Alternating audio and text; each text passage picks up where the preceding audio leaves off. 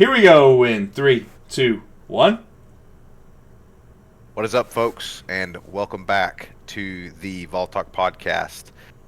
As always, Blake and Austin, and we are here to talk about the Vols. We are knee-deep in basketball season, specifically knee-deep in SEC play. Today, in our Vol Talk lineup, we are going to be talking about the big win that we got against the Georgia Bulldogs, which was a great, much-needed victory. And we'll do a little bit of a preview against the Vanderbilt game coming up on Saturday. But Austin, first, we've got some football news to talk about. As always, this is the Vol Talk podcast, so we are talking everything Vols, and there's been quite a bit of movement in the football world. Yep, probably the biggest headline is Tim Banks officially coming back as defensive coordinator. I think that's huge. I mean, I think Tim Banks was one of the bright spots of the 2024 season. I don't think there's any question about that. I think he elevated the play of a lot of guys. He also did a good job, I don't know if we've talked about this a lot, of meshing all the guys together, like all the transfer guys coming in. I mean, a lot of transfer guys made a massive impact, and he did a really good job of making that a unit and not just individual players. So he's coming back. That's huge. Clemson was pursuing him, but I don't know if Clemson just chose someone else, and like Tim Banks is like, well, guess I got to come back to Tennessee. I don't know how that dynamic worked or anything like that, because I don't think he's officially signed his contract or anything like that yet. But it's still it's a huge, like, not addition because he's not new, but it's, a huge retaining him for next season, especially with kind of what gets into our other news on the defensive side of the ball. One, James Pierce officially declared for the NFL draft. Vols fans were holding out hope that he would come back. Man, that sucked. It was last minute, man. It was last minute. So the deadline was yesterday, and yesterday being the same day as the Georgia game. So I was like keeping up with this. I was actually at the Georgia game. Let me just get that out of the way. I was at the Georgia game, so I was keeping up with the James Pierce news on my phone while watching the basketballs do their thing. So unfortunately, he did declare like 3 hours before the deadline. He posted a cool video on Twitter, just kind of paying homage to his career and Vol Nation and stuff like that, which was cool.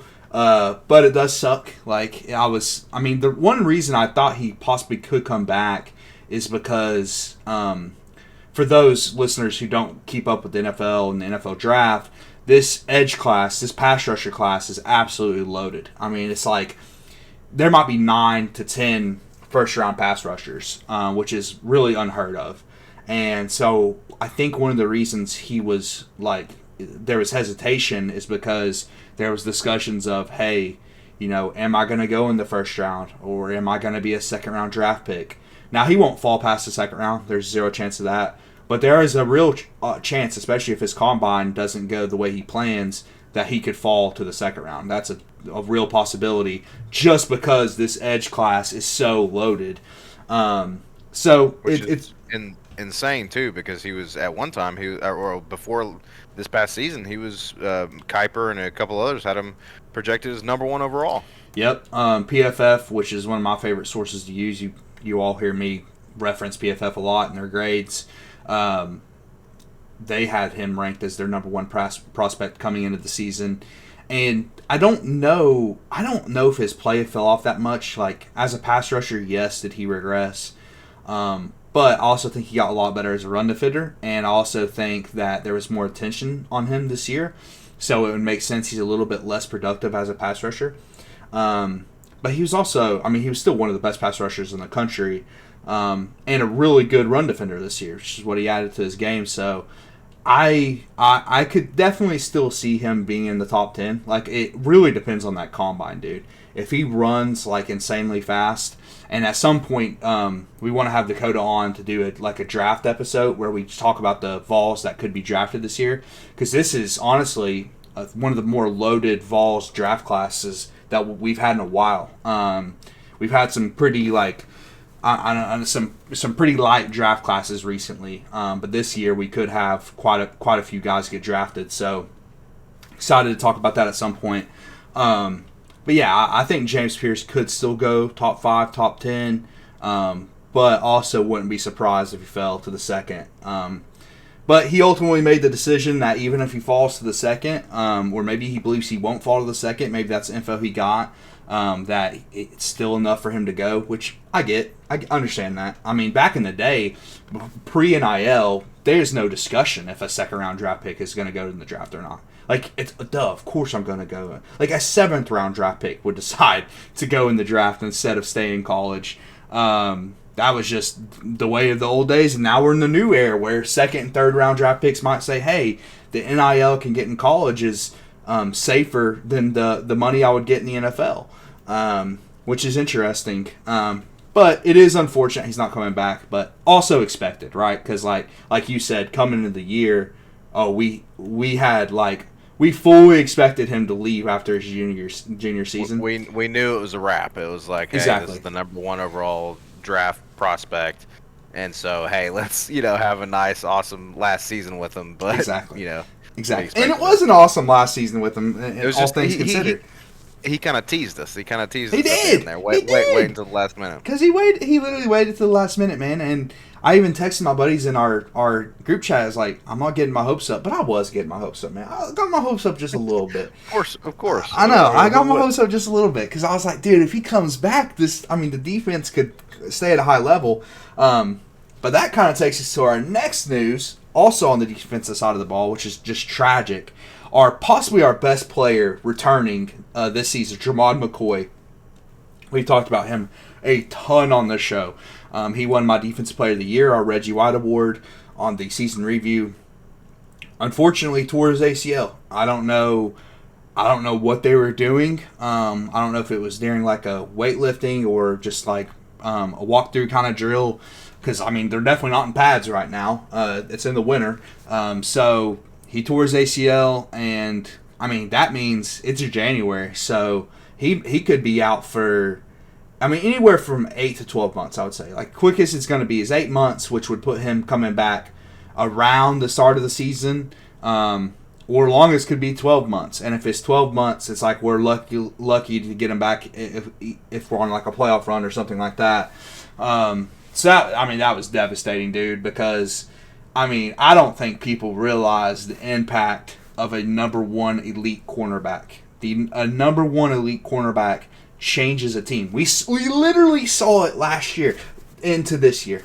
Like, what was the biggest difference with the defense? James Pierce is still there. Like, if the biggest difference was elite secondary play, and specifically elite number one shutdown cornerback play from Jermod McCoy, and the fact that he's potentially out to start the year, most of the year, pretty devastating. But yeah, especially because he doesn't have the off season now to practice, to get better, to hone his skill, to for the secondary unit to be cohesive, with around his leadership and all that. I mean, it's just it's a huge. People aren't going to realize it because it's in the off season. They'll realize it if they listen to the show. Hit that subscription button. But man, it's just like, God, that sucks. When we finally get a good secondary. Exactly. And then boom, this happens. It is brutal because, we've already talked about a lot in the show how we expect the defense to take a step back this season, which is, again, it was expected with Jermod McCoy healthy or not, but with him not healthy, I fully expect the defense to take a massive step back next year because that means Ricky Gibson moves up the depth chart, and Ricky Gibson's a solid player, but you don't want him as your number one cornerback. And that means somebody else behind Ricky Gibson is now in that other outside corner role, which is, I've talked about this a lot off air, maybe some on air. The hardest position in sports is quarterback, but the second hardest position in football is by far cornerback. Cornerback is so difficult, especially outside cornerbacks. Their job, especially some of the guys they have to guard, it's insanely difficult to play that position.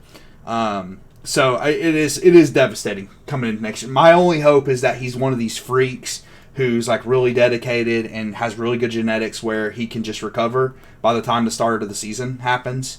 Because ACLs have become less and less of a big deal since I started watching football. Back in the days where our dad watched football, dude, ACLs would end careers. So it's definitely gotten, the recovery time is definitely shortened. So I'm hopeful with that, but we'll see. Overall, though, Tim Banks is coming back, but he officially potentially just lost his two best players on defense. Two best players. Yeah, what a mixed bag. Exactly. What a what's the phrase I'm looking for? Not a double-edged sword. It's just like a, one step forward, two steps back kind of deal. Again, we expected James Pierce, but it's definitely sucks to hear about Jermon McCoy. But yeah, man. Hopefully, like you said, this modern medicine and the modern techniques and let's be honest. Obviously, UT doesn't have to spare any expense, in making sure that he gets better. They can pump a whole bunch of money into his recovery and making sure he recovers as quickly as possible. Well, especially since we're not using our money in the transfer portal. Where's the transfer news, man? It's crickets, dude. There's nothing. There's nothing. So, yeah, use some of that money you're not using in the portal to pour into Jermon McCoy's recovery.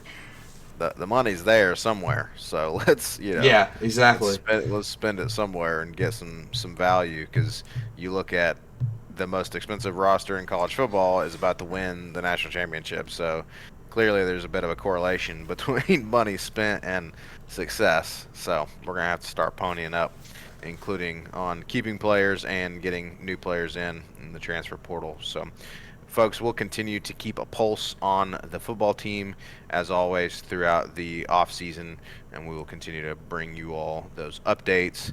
But again, like I said a minute ago, go ahead and take a minute and just subscribe for us if you haven't already, and we'd love to keep you all updated on the latest Vol news, especially with the football team during the offseason.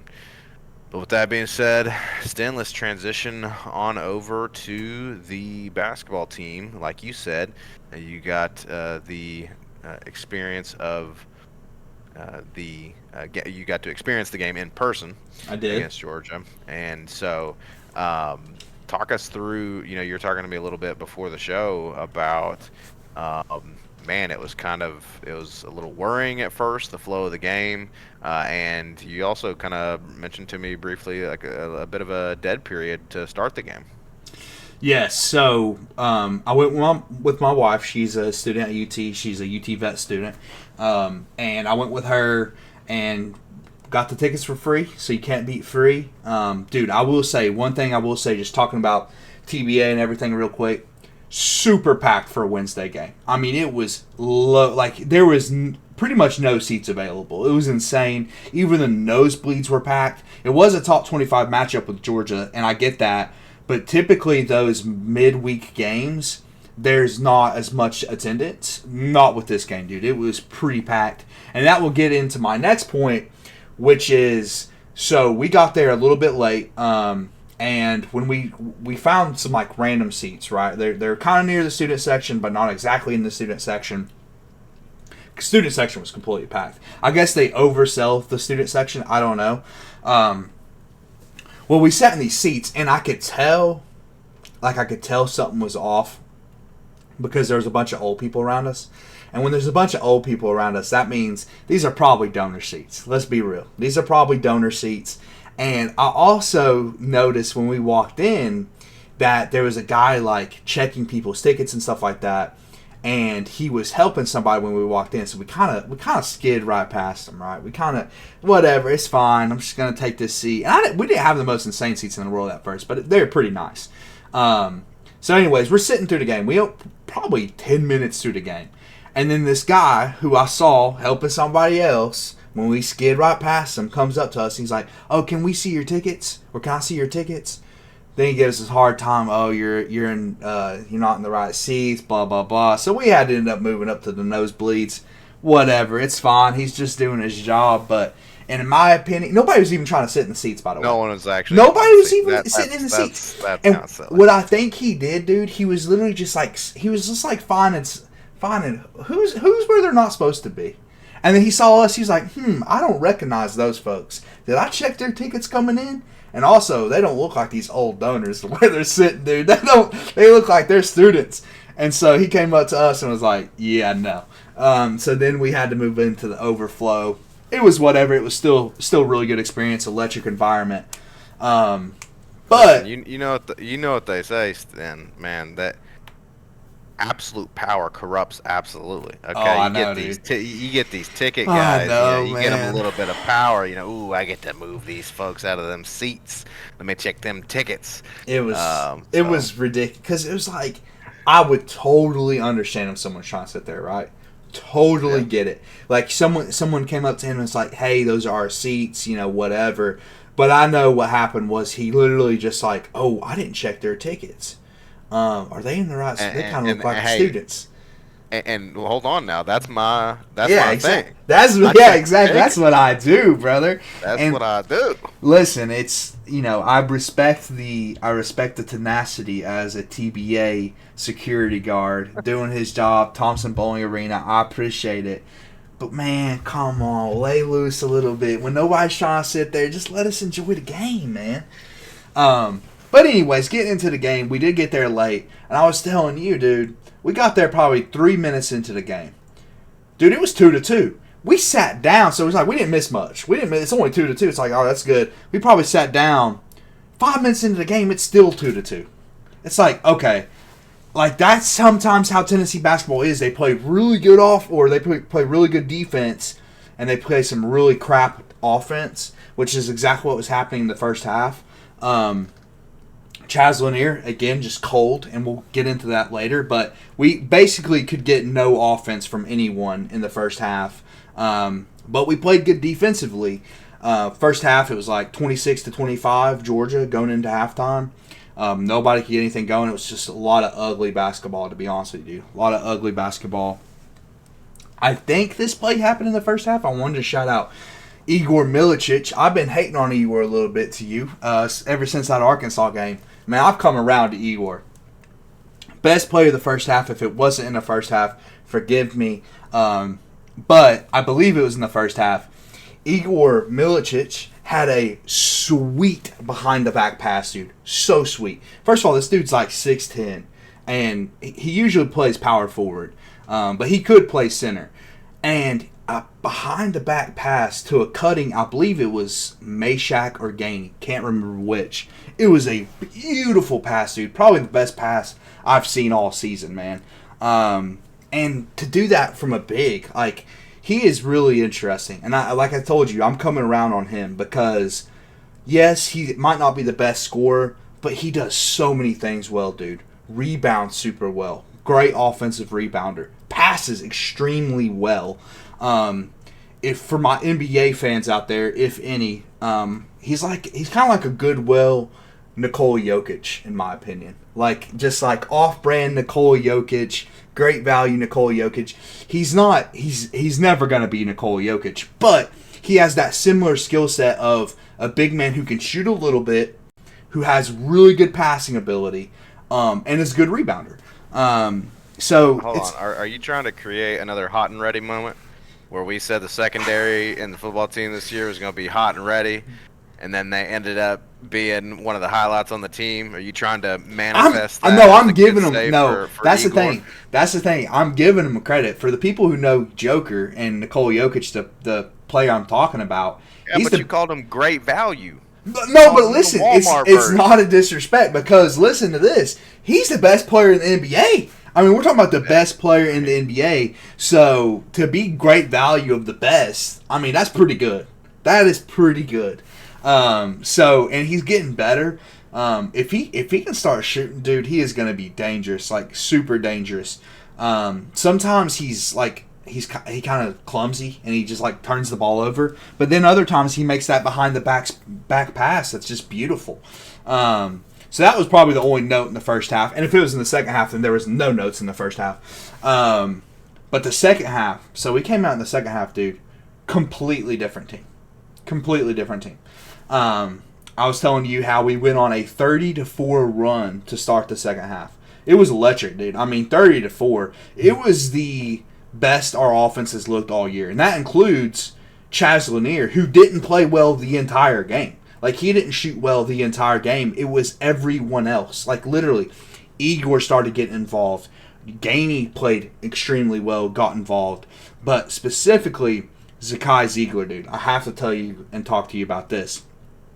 He went on a run in the second half where he was some of the best basketball I've seen played all year. Honestly, like he was doing, because he's always elite defensively, dude. And sometimes I take him for granted because he isn't an elite scorer, and sometimes you expect that out of your guard. But his value defensively is just, it can't be understated. Plus, he's a really good, he's just a good general point guard. He's a pretty solid passer. But, dude, he was doing everything last night. So there was a 4-minute period. 4-minute period. Actually, almost 5-minute period, to be fair. Almost a 5-minute period in the second half where he scored 9 points. He went 3 of 3 from 3 and 4 assists and 3 steals, dude. It was insane. And one play I had written down from him, which was just nuts, dude. This play was just insane. I honestly used to imagine myself doing this when I was playing basketball, in the backyard or whatever. I would envision myself making this kind of ridiculous play, stuff you never see. So it was an inbound. So the Georgia was inbounding, right? We had just scored. Georgia's inbounding it, passing it. Zakai's playing full court press. He steals the inbound off them passing it in, and then he throws an assist to, I think it was Meshack. Could have been Gainey, doesn't matter. It was nuts, dude. You don't ever see dudes stealing an inbound off a change of possession. It never happens. You see full court press and some good defense, but to get a steal in that position, it was insane, man. So he was possessed in the second half, dude. Ziegler's been just honestly, Coach Barnes put it best. He said recently in a press conference that Zakai Ziegler's been a personal blessing to him, and what a blessing he's been to just all Vols fans and Vol Nation. He's just an awesome dude. He's a great volunteer, Vol for life, and man, you love to see it. And I got to deepen the Uncle Scott lore here on the podcast. You folks have heard a little bit about Uncle Scott hosting us for some of the games, but he texted me and he was like, "Man, we won because of Z." That's now. I believe Gainey ended up the top scorer, but to your point, it's just the fact that Zakai can just do it all, and really it's just. Obviously seems to be the leader of the team in terms of people gravitating around him and the culture that is kind of built around him and Coach Barnes, and you love to see that kind of relationship between the coach and the player. That they have each other's backs, and it's truly a meaningful relationship. It's more than just a mentor and a coach. It's just it's a special relationship that you see between Coach Rick Barnes and Zakai. So, but yeah, man, he's just what an asset to the team. No question, dude. Insane asset to the team, and and that's why I'm taking a step back, and because you have to look at him differently than he's not gonna be your primary scorer, and he's not the best shooter. But he does everything. His baseline is so solid at everything, and his defense is so elite that it's that's a really good point guard. When you have elite defense, and how undersized he is to play defense with that much tenacity, dude. It's fun to watch. He's really fun to watch, and I agree with Uncle Scott. I think Zakai, because that 5-minute stretch was very early on in the second half, and that's what sparked the team, dude. That completely sparked the team, and kind of like you were saying, he is the leader of the team, and they kind of followed his lead after that. But, that 5-minute stretch, dude, 9 points, 4 assists, 3 steals, that is just, that's unbelievable, dude. And if he can shoot from 3, dude, if Zakai can shoot, when Zakai Ziegler is hitting his shots, it's a wrap, dude, because, he does everything else so well. It's his one weakness is shooting, and if he shoots well, dude, it's done. And that's literally what you saw in this Georgia game. We're in this dogfight, right? We're in this dogfight in the first half, 26-25. We're losing at the half, and then Zakai goes on this insane shooting run, and this insane run in general, because his defense is always insane, and it just completely sparks this insane 30-4 run. So, I agree, dude. He brought the spark we needed, and I guess that'll kind of get us into the Chaz Lanier's role. I do want to shout out one more play though, because this was funny, and Callie made me put it in my game notes. I kept a few game notes, not that many, but Callie made me put this play in my notes. So Jordan Gainey had a steal, and it turned into a fast break dunk, and she told me to put it in the game notes and told me to quote her saying it was disrespectful. So thought you might enjoy that. It was disrespectful from Jordan Gainey to do that. Now, hold on. Can you confirm, is my sister-in-law, in fact, a regular listener of the Vol Talk podcast? She is not. If she's asking for, okay, see, now she is not. if she wants a shout out, then she's gonna need to. I mean, what's the point if she don't listen? Well, you have to hear it from this perspective, because I get your point. However, we wouldn't have in-person reporting of the game if it weren't for her getting me that free ticket. So you have to look at it from that perspective and say, okay, since you gave Vol Talk access to in-person game, then you can get at least one shout out for that, in my opinion. That's all fine and good, but if we're gonna follow that logic, it's my tax dollars that makes that school exist in the first place. So we can play this game all day long. I guess. Listen, all I'm saying is I'd love to see that sub numbers tick up. I mean, we've been sitting at 52 for a minute. It'd be nice to see it tick up. She's a subscriber. She's a subscriber. She's just not a regular listener. Just not a regular listener. Correct. That's still a problem. We'll work on that. But yeah, she said that play was disrespectful, so I had to shout that play out. It was a really good play, and Jordan Gainey has been huge too. I'll touch on him before Lanier. He's because Jordan Gainey is a scorer, and be able to have that off the bench, and hopefully he continues coming off the bench. I think that's his best role, to bring a spark to the second team team is really good, dude. It's really nice to have, and he did lead the team in scoring last night, as you said.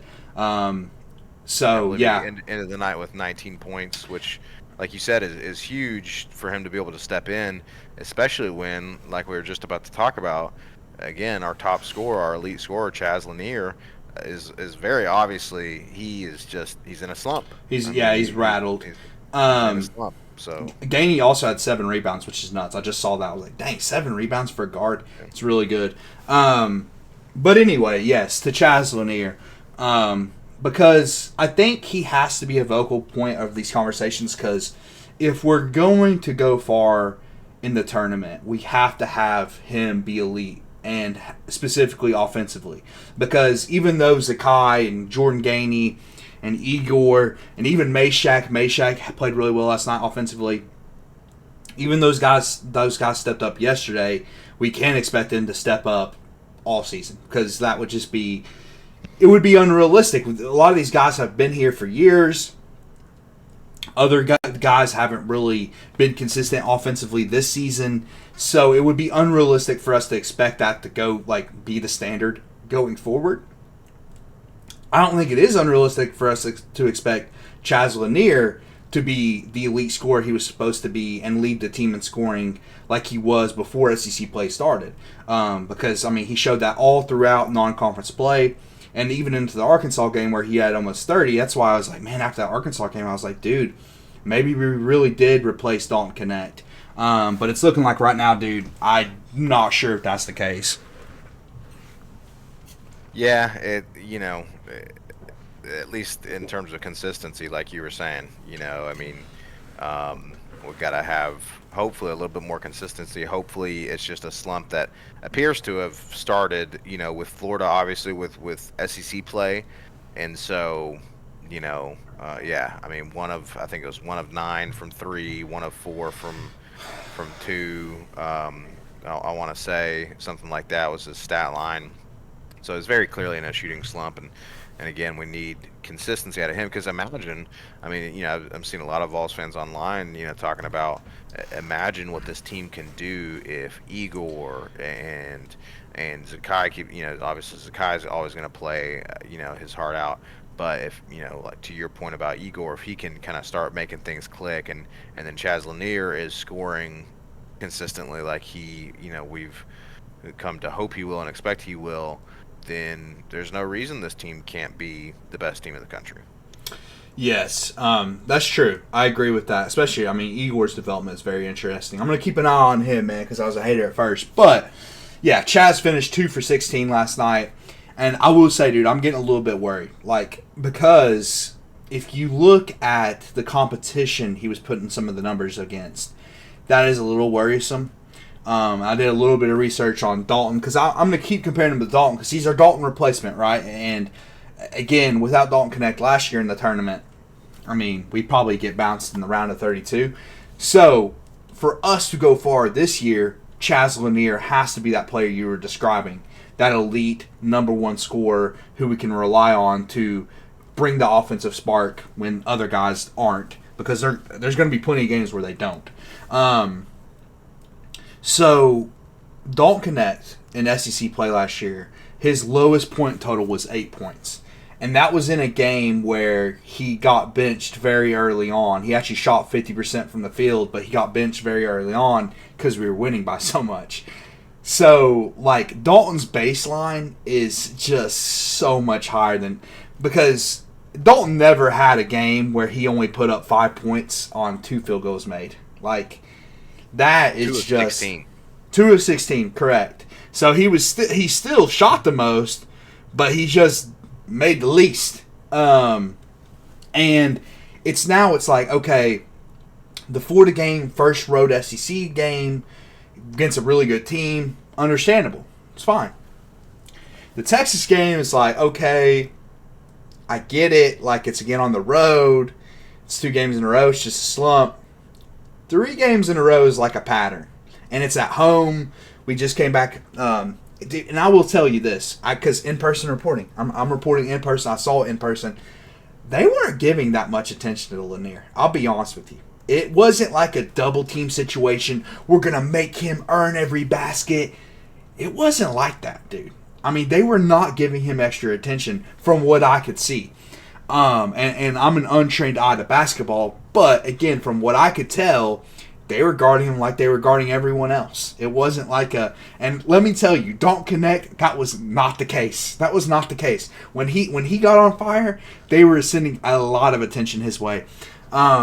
So, I mean, it's very worrisome, right? Because, like, yeah, he was really good in non-conference play. But another thing we have to keep in mind, which we weren't covering basketball during non-conference play this year. Next year we probably will, but we just didn't this year. Our non-conference schedule wasn't that tough, dude. It really was not that tough. And his best game, our hardest competition non-conference was Illinois. And he shot like 5 for 16 in that game. It wasn't like an elite day for him. It wasn't like a 30-point or even 20-point day for him. All I'm saying is I think we should lower our expectations a little bit and realize that we did not replace Dalton Connect, not even close. And I've already talked about their differences as a player. They're not the same player. Definitely not comparing them like as far as skill sets are concerned. But as far as what we need from them, it is the same, which is just simply offensive production. And it does not look like we're going to get that, dude. It does not. Because, again, it's like now we have the sample of non-conference schedule, not that tough. He's been pretty good. We get into conference play. He has 1 really good game and then 3 just terrible games. Like awful. Like the last 3 games have not been good. And in the Texas, and Rick Barnes even hinted at this a little bit in his press conference, the press conference you alluded to earlier after the Georgia win. He went 2 for 16 against Georgia. So, to me, that's a liability. It's not just like, oh, shooters are going to shoot and he's going to figure it out. 2 for 16 is really bad. I mean, that is extremely poor in basketball. And it's not like he's getting to the foul line either and getting foul shots. He is missing just wide open threes, good looks from 2. And then Rick said in the press conference that, and he kind of alluded to this, that's like, okay, yeah, we want you to shoot. But then it kind of becomes tough, like, if it's not going in. Like, he even started saying that. Like, it seemed like he started kind of losing confidence in Chaz as well. Like, it's tough when they're not going in because it's like, then you have to decide, okay, am I going to shoot this or not? And that kind of worried me because it was like, okay, it seems like even the coach is starting to lose confidence in him, which I don't know how you can't after you get into the tough part of your schedule and then you go on this 3-game skid where you're completely inefficient offensively. Like and you're really heavily relying on one aspect of the offensive game, which is 3-point shots. It's like he's heavily relying on that. He doesn't really have anything else. Like, he shoots mid-range. He's not very good mid-range, to be honest with you. I mean, I've seen him miss a lot of mid-range shots, and he's not really good at driving to the bucket. He's not. Like, he has athleticism, but it's not the same. Like, so I'm not going to lie, dude. I'm starting to get a little bit worried.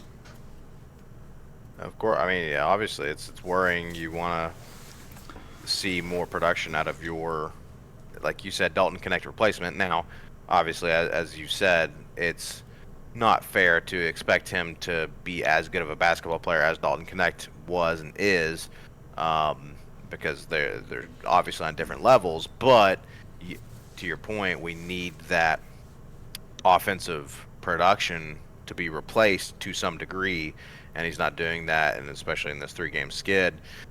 Starting to get worrisome. It is worrisome for the coach to start to, question question his ability to drain buckets. And, ultimately, obviously, he will eventually bounce back in a game. Eventually, surely, the law of averages is going to come back at least a little bit. But to your point, it's, when we're hitting the tough part of our schedule, it's not a good time. It's not a good time for him to try to be figuring it out.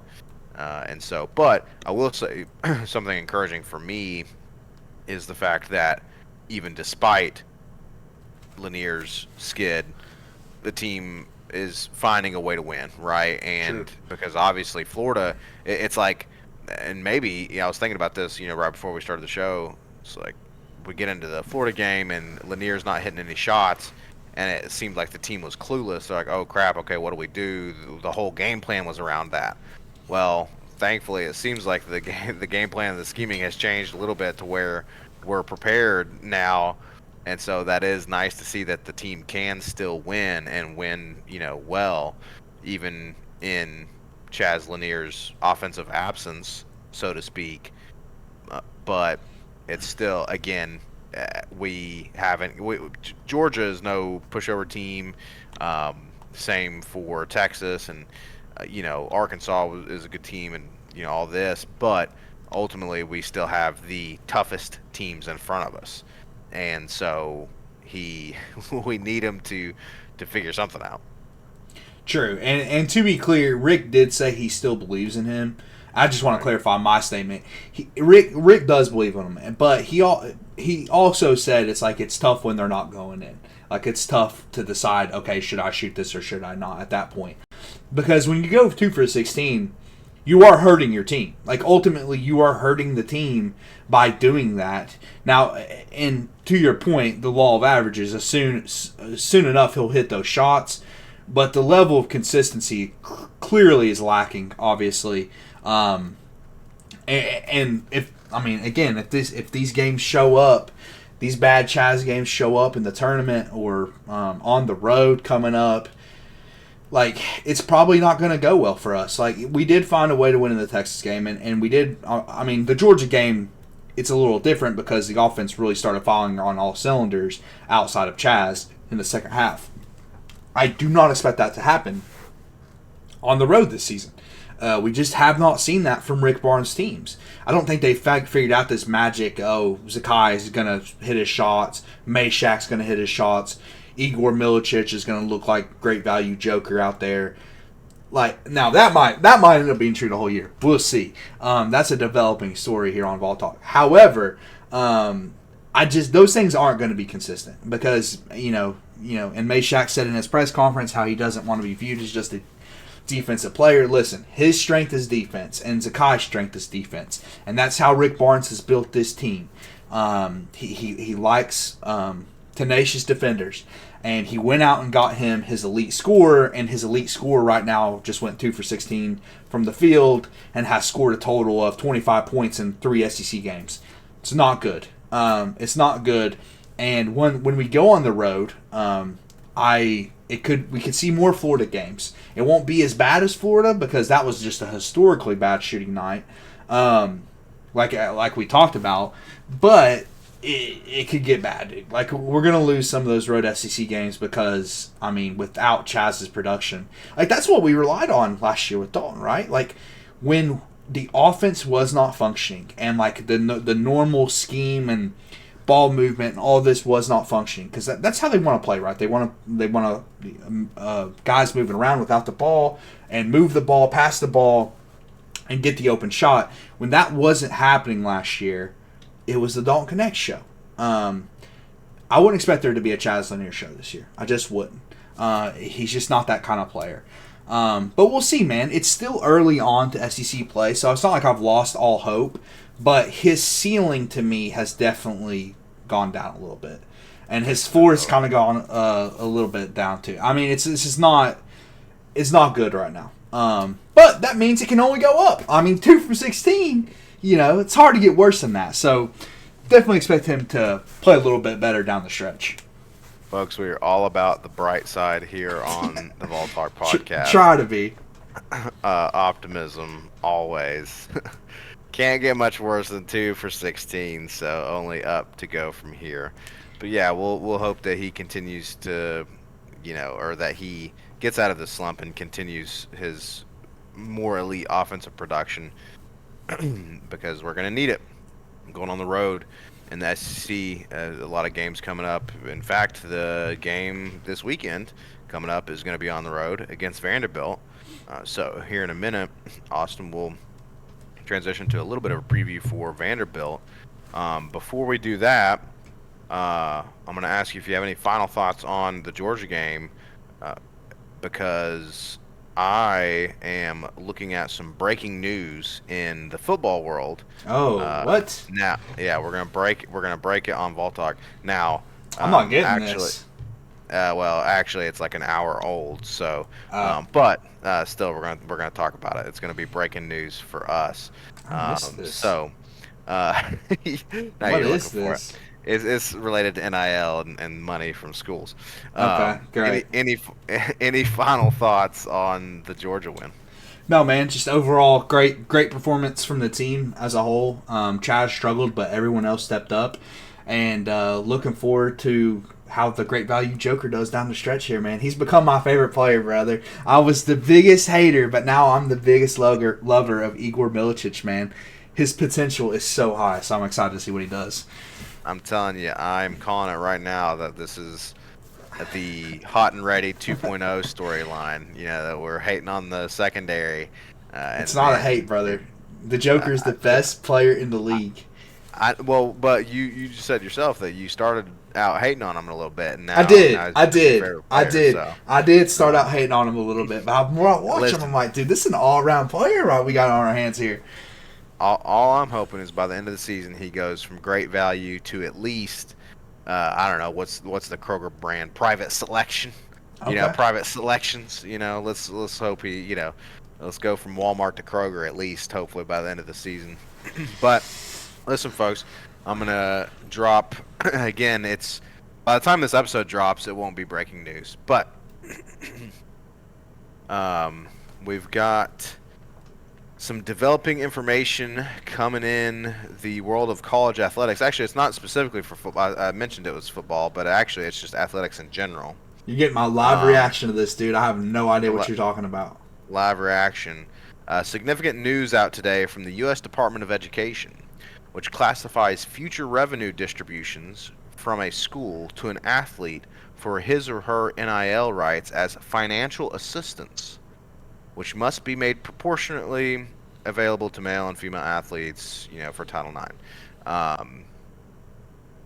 So I'm reading here that schools will have $20.5 million, $20.5 million to share with their athletes starting July 1st. Whoa, is this a cap?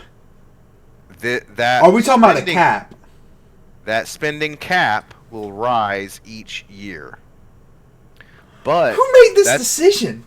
Is this NCAA? Well, this is the Department of Education, but I think what this is saying is that that's straight from the school, that the schools can give the athletes for NIL. Whereas previously, NIL was not from the schools. The NIL was from, businesses, donors, or, collectives or whatever the case may be. Yeah, but that's my question. Is this a cap on the collectives? Or is this just specifically on the school? This is from the school. Oh, jeez. Okay.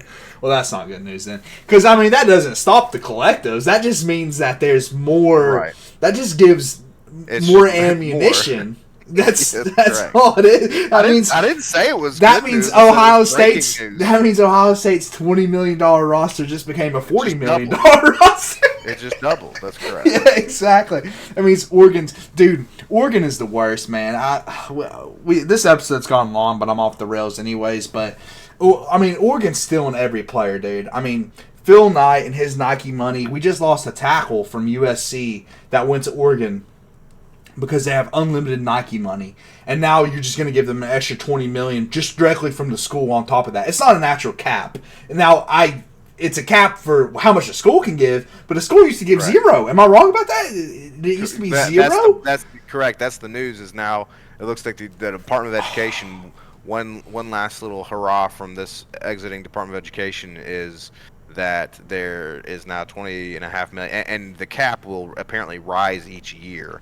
I guess to I don't know, adjust for inflation for NIL. I don't know. I guess these athletes need inflation protection. Here I can barely afford a gallon of gas, but we got to protect the NIL deals.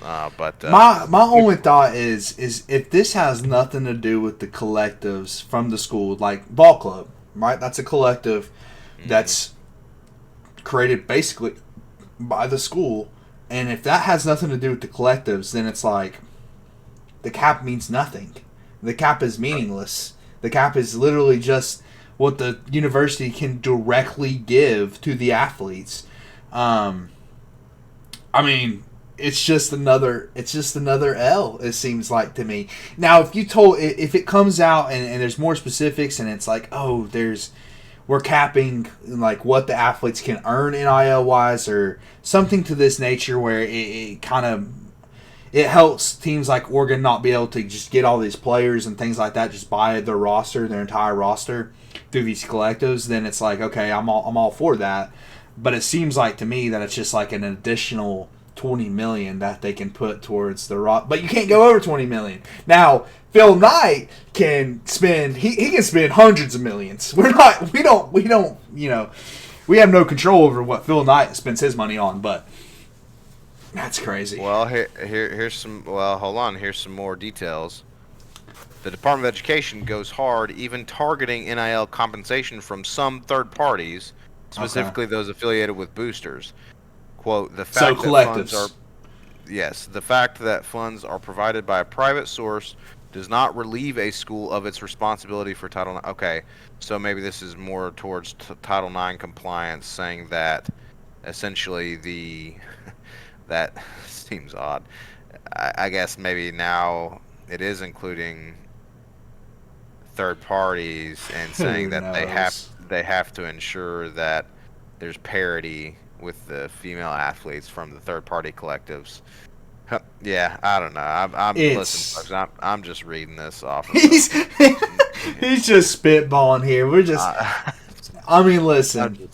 Nobody knows what the rules are. Nobody knows what the rules are, and nobody knows how it's going to play out. Like, because all this could change in 12 months. Like, all of it could change. Well, and that's what I was going to say is here's the deal. This is from the Department of Education, which, Austin, it's taking everything in me to resist this, but I'm going to resist getting on my soapbox about good idea. Good idea. We're on ball talk, brother. We're on ball talk. Do that off camera. But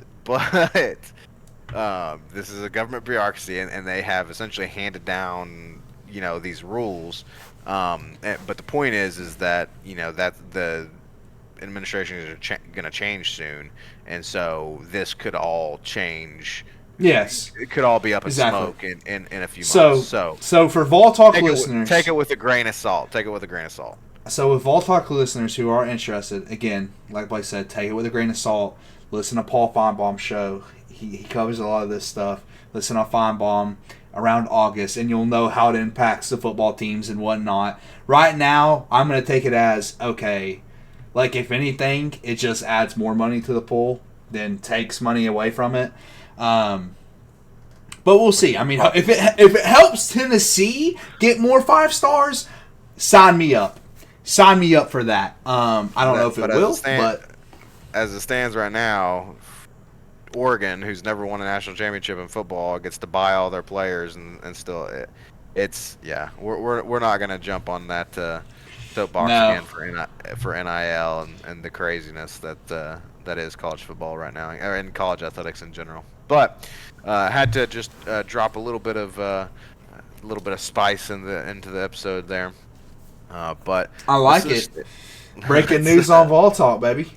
Yeah, breaking news. It's going to be about 12 hours old once this episode drops. But correct. Hey, for some folks, it might be the first time they're hearing it.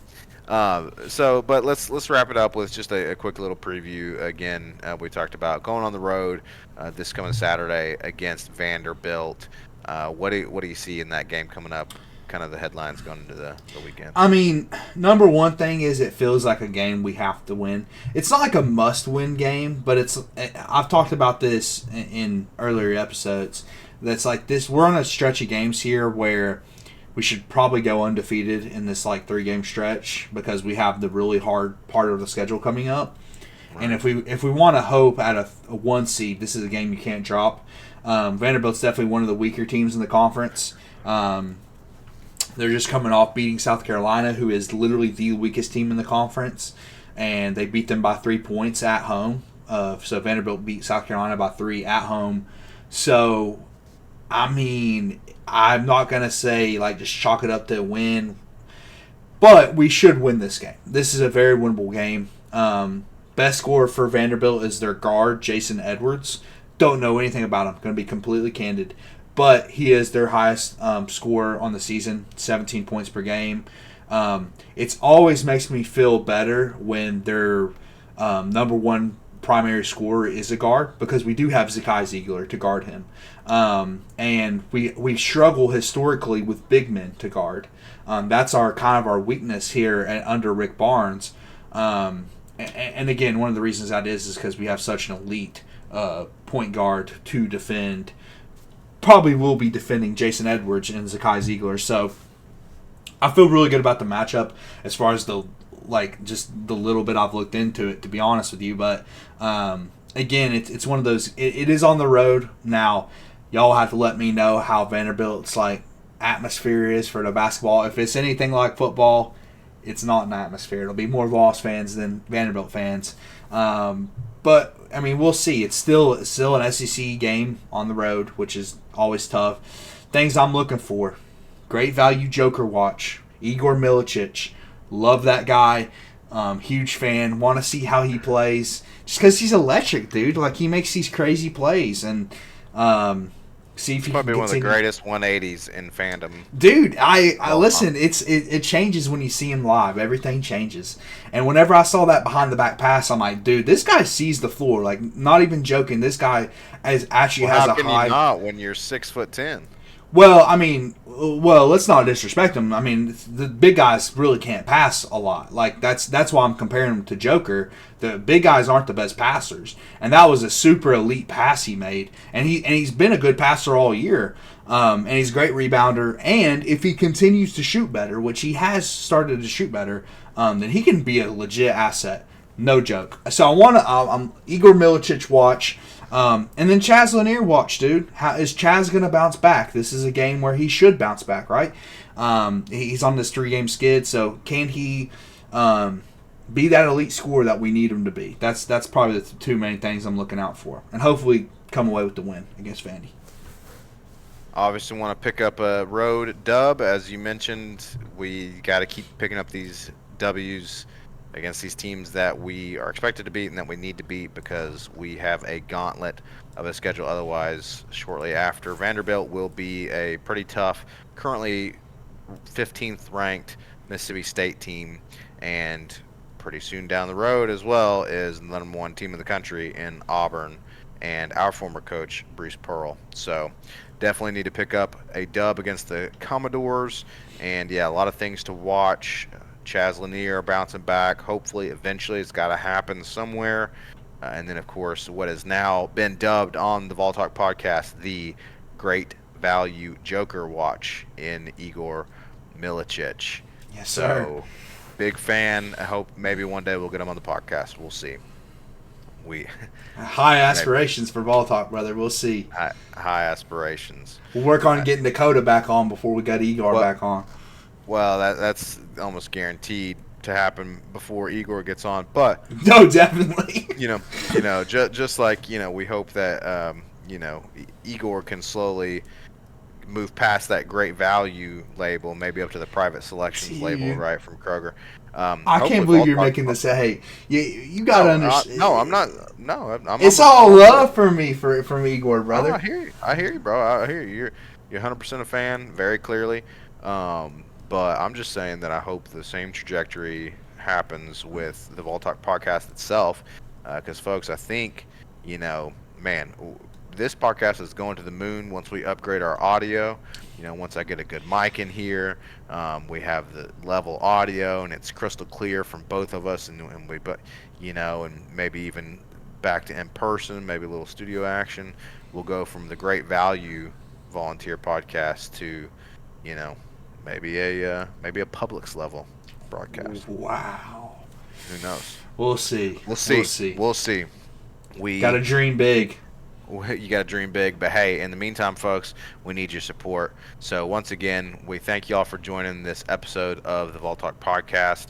Again, go ahead and hit that subscription button, turn on notifications, drop us a comment, let us know what you like, what you don't like about the podcast, give us your suggestions, and we'd love to engage with you. We love the little following that we've gathered so far, and we appreciate y'all's support. So let's continue that as we continue to grow the podcast and continue covering this basketball season. It's going to be fun. A lot of things to keep an eye on. So once again, thank you all so much for joining us. We will see you after the Vanderbilt game coming up this weekend. We're going to aim to drop the next episode on Monday, and we hope to kind of follow that pattern in terms of Monday and Wednesday episodes. So we'll see y'all then. Until then, go Vols. GBO.